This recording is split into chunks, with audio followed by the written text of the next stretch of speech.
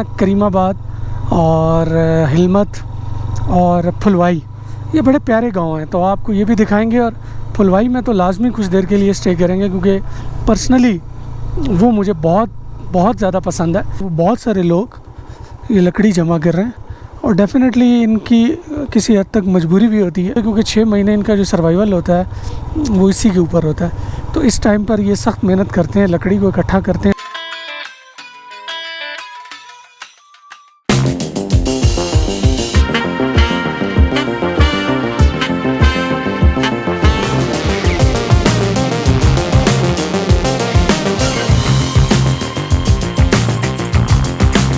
बिस्मिल्लाहिर्रहमानिर्रहीम बिस्मिल्लाहिर्रहमानिर्रहीम सुब्हानल्लाज़ी सख़्ख़र लना हाज़ा व मा कुन्ना लहू मुक़रिनीन व इन्ना इला रब्बिना लमुनक़लिबून बिस्मिल्लाहि तवक्कलतु अलल्लाहि ला हौला वला कुव्वता इल्ला बिल्लाहिल अलिय्यिल अज़ीम। जी जनाब, तो हम इस वक्त ताऊ बर्ड बाला की तरफ जा रहे हैं। और ताऊ बर्ड बाला, अगर आप ताऊ बर्ड आएँ और ताऊ बर्ड बाला ना जाएँ तो ये वाक़तन एक ज़्यादती होगी क्योंकि ताऊ बर्ड बाला बहुत खूबसूरत है, बहुत ज़्यादा। और बाला का मतलब होता है ऊंचा, तो ये चूँकि हाइट पे है थोड़ा सा, इसलिए ताऊ बर्ड बाला इसको बोला जाता है। देखें जी, पानी कितना क्रिस्टल क्लियर है माशाल्लाह।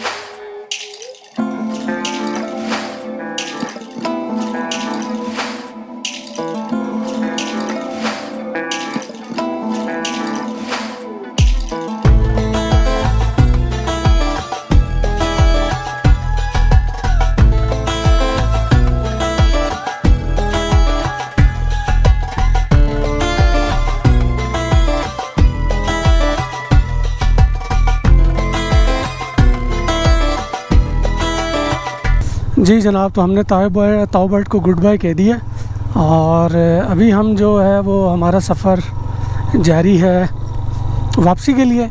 लेकिन मैंने जैसे कि आपको कहा था कि रास्ते के अंदर ना करीमाबाद और हिलमत और फुलवाई, ये बड़े प्यारे गांव हैं, तो आपको ये भी दिखाएंगे। और फुलवाई में तो लाजमी कुछ देर के लिए स्टे करेंगे क्योंकि पर्सनली वो मुझे बहुत ज़्यादा पसंद है, तो उसके कुछ शॉट्स जो है वो आपके साथ लाजमी शेयर करेंगे। So stay tune. हम सफ़र वापसी का बंद है और हमारी कोशिश है कि मगरिब की नमाज़ तक जो है वो हम कैरिन में मौजूद हों। So let's see. इस वक्त दिन का 1 बज रहा है। ताऊ बर्ड बाला को एक्सप्लोर करने के बाद अब हम वापसी के लिए निकलें। कोई रास्ते में अच्छी जगह आएगी तो रुकेंगे, वरना केल के बाद हम नॉन स्टॉप जाएंगे इंशाल्लाह। ये जी वो मशहूर व मारूफ़ ब्रिज है जिसकी अक्सर पिक्चर्स जो है वो आपने देखी होंगी।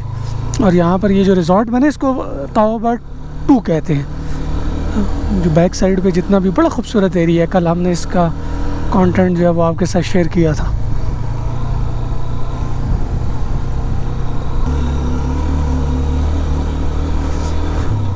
आप देख सकते हैं कि कितने ट्रेडिशनल माशाल्लाह घर हैं। और उसके साथ साथ आप देख रहे होंगे कि जिस तरह लकड़ियाँ लोगों ने स्टोर करके रखी हुई हैं, क्योंकि सर्दी जो है वो बिल्कुल सर पे खड़ी है और लोग जो है वो तैयारी कर रहे हैं।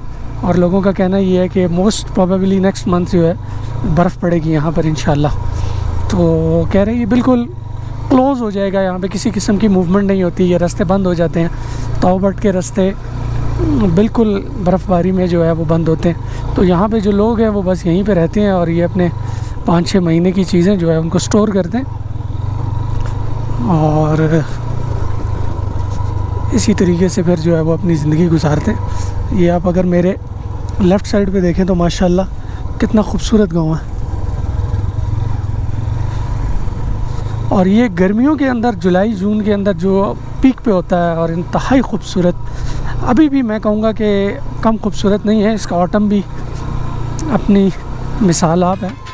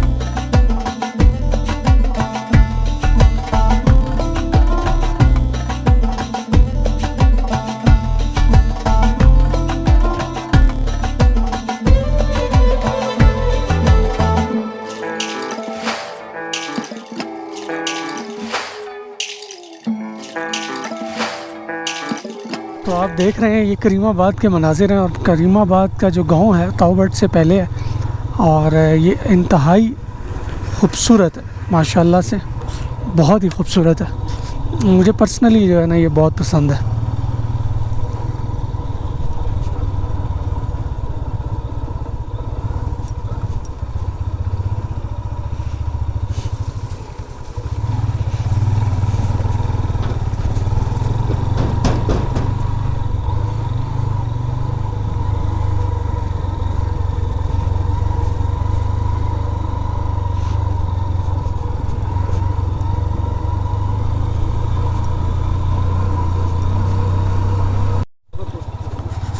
जी जनाब, तो ये एक और नहायत ख़ूबसूरत गांव नीलम वैली तौबट से पहले हिलमत के नाम से है और तौबट से पहले करीमाबाद और फिर उससे पहले हिलमत।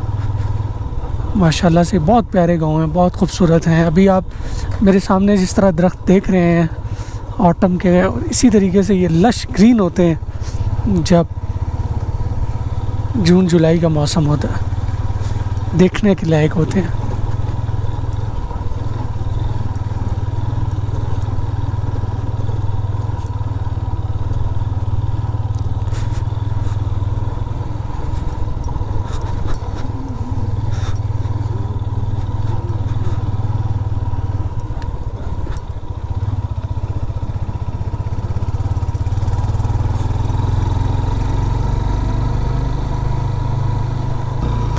आपको ये भी बताता चलूँ कि यहाँ पर जो छुट्टियाँ होती हैं सर्दी में, जो कि यहाँ पे बर्फ़ बहुत ज़्यादा पड़ती है, इसलिए ये एरिया जो है वो सर्दियों में बंद रहता है और स्कूल भी 3 से 4 महीने बिल्कुल बंद रहते हैं।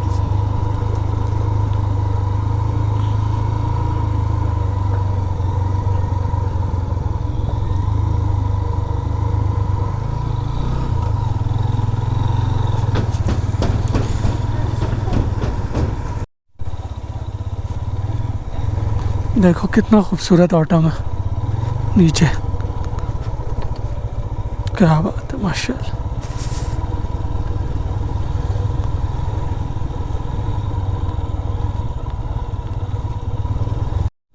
माशाल्लाह, आप ज़रा सीन देखें जी, वाह क्या बात है।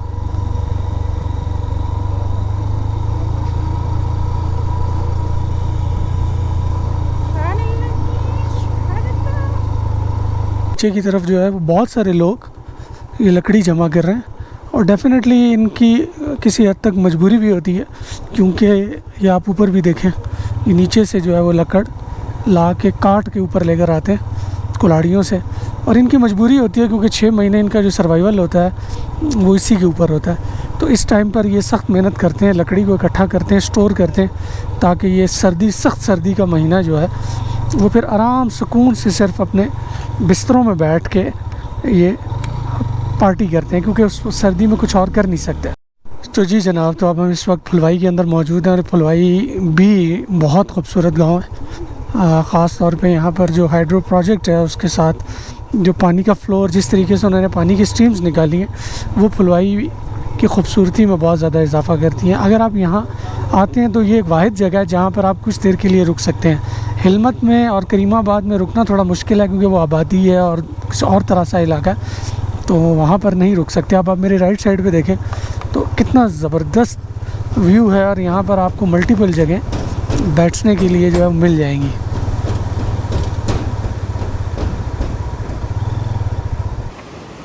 ये जगह हमेशा से मेरी फेवरेट है, मैं यहाँ पर आना बैठना बहुत पसंद करता हूँ, और जब भी मैं ताऊ बट आऊँ मैं रास्ते में जो यहाँ पर स्टे है वो लाजमी करता हूँ।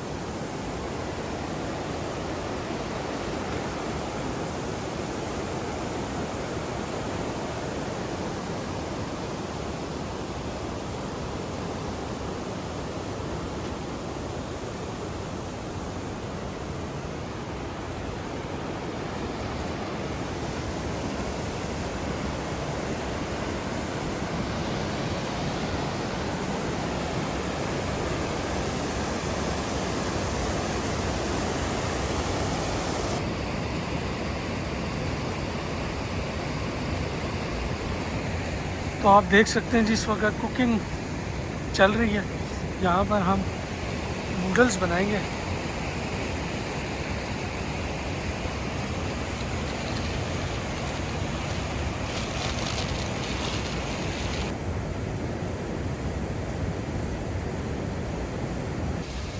ये देखें जी, ये आपको पत्थर के कुछ स्टेयर्स नज़र आ रही हैं और बड़ी खूबसूरत है।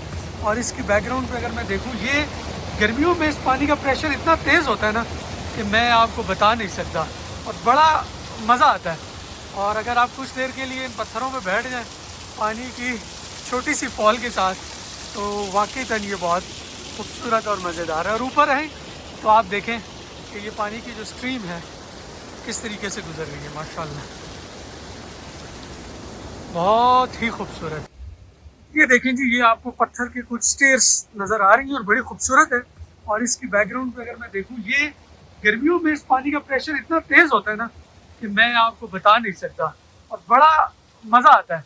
और अगर आप कुछ देर के लिए इन पत्थरों पे बैठ जाएं पानी की छोटी सी फॉल के साथ, तो वाकईतन ये बहुत खूबसूरत और मज़ेदार है। और ऊपर हैं तो आप देखें कि ये पानी की जो स्ट्रीम है किस तरीके से गुजर रही है, माशाल्लाह बहुत ही खूबसूरत।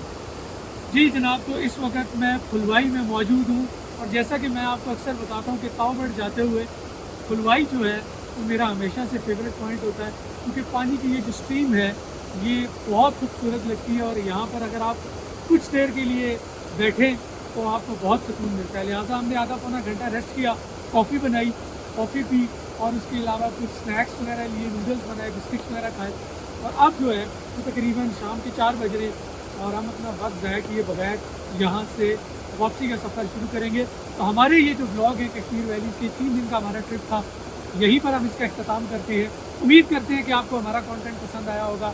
अगर आया तो लाइक सब्सक्राइब करना मत भूलिएगा। अपना बहुत सा ख्याल रखें। नेक्स्ट इस सीरीज़ में आपसे दोबारा मुलाकात होगी।